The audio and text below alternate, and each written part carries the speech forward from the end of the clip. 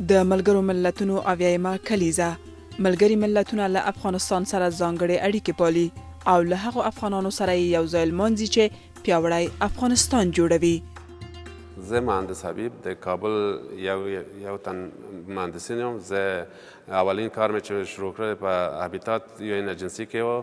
100 کاله ما د هابیتات سره همکاري درلوده.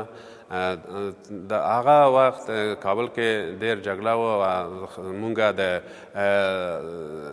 امرجنسي کارونه د کابل څو ناحیې کې موږ مصروف وو. زه د سوپروایزر او فیلد مالدیتور په حیث هلته کار کړی وم.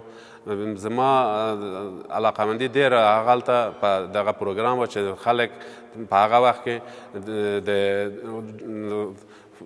کار د غذا دپاره کوله. د مردم دپاره ډېره مهم وه. وروسته له هغه ما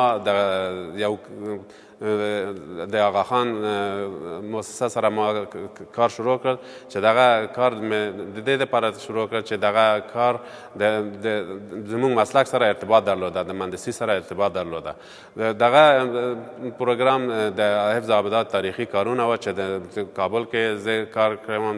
دلته بیا په هرات کې راغلم، دلته کارونه مې شروع کړل. تر وروسته له هغه ما یو شخصي انجیو مې جوړ کړ چې د افغاني انجیو ده.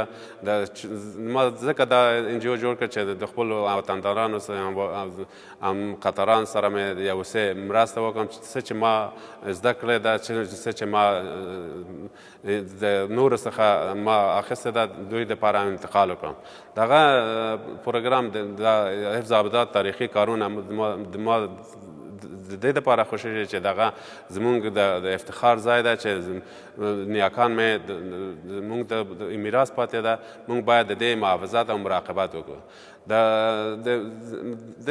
دا ورځ د اویایم کلانه د ملل متحد ورځ ده. زه د دې دپاره ډېر خوشحاله یم چې دغه ورځ زه تجلیلوم په دې دپاره چې ما د هغه وخت چې ما د یون هابیتات سره کار کړ ډېر ښه خاطرات ما لرم.